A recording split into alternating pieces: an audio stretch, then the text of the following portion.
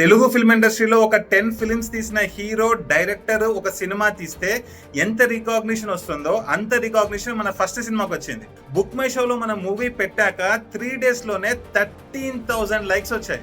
Book my షోలో మన movie పెట్టిన డిజిటల్ మార్కెటింగ్ అయితే నాతో చెప్పాడు, మీ మూవీకి 2 days లోనే 12,000 లైక్స్ దాటాయి.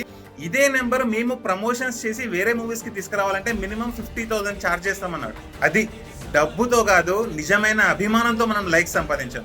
నేను అండ్ మీరు మనం అందరం కలిసి మన గోల్ వచ్చేసి 1 lakh లైక్స్ 30 days లో, అంటే ఇంకా 27 days ఉందన్నమాట. ఈ బ్రో కూడా ఇంతమంది ఒక మెసేజ్ చేశాడు, బ్రో నేను 200 ఫాలోవర్స్ ఉన్నప్పటి నుంచి నేను ఫాలో అవుతున్నాను, అస్సలు డిసప్పాయింట్ చేయకు బ్రో, నేను బుక్ మై షోలో కొట్టాను, చాలా మంది వెయిట్ చేస్తున్నాము అని చెప్పాడు. ఈ సినిమా నా ప్రాణం, 3 years నుంచి అది తీస్తున్నాను. ఎంత కష్టపడి ప్రమోషన్స్ చేశానో కూడా మీకు తెలుసు.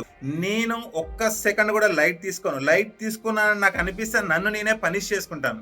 ఈ బ్రో అన్నాడు, తెలంగాణ ఏపీ తెలుగు పీపుల్ ని డిసప్పాయింట్ చేయకు బ్రో అని. తెలంగాణ ఏపీ కాదు బ్రో, నేను చెప్పాను వరల్డ్ వైడ్ ఆడియన్స్, వరల్డ్ లో తెలుగు పీపుల్ ఎక్కడున్నా సరే మన సినిమా చూసి గర్వంగా బయటికి రావాలి. ఒక కామన్ మ్యాన్ సినిమా తీసాడు, ఆ సినిమాకి మేము సపోర్ట్ చేశాము, హీరో అయ్యాడు అని చెప్పేసి. బుక్ మై షోలో 1 lakh లైక్స్ తీసుకొద్దాం.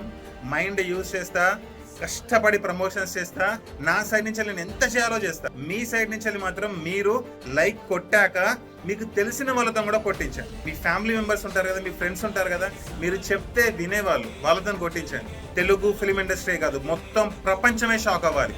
ఒక్క సినిమా కూడా రిలీజ్ అవ్వకుండానే ఒక డెబ్యూటెంట్ యాక్టర్ ఫిల్మ్ మేకర్ కి 1 lakh లైక్స్ బుక్ మై షోలో ఎలా వచ్చాయని. ఫ్యూచర్ లో ఇది ఒక స్టడీ అయిపోతుంది. ఆడియన్స్ నిజంగా అభిమానిస్తే ఏ డబ్బు ఖర్చు పెట్టకున్నా సరే అనుకున్నది ఒక కామన్ మ్యాన్ సాధిస్తాడని చెప్పి ప్రూవ్ చేద్దాం. సూపర్ రాజా.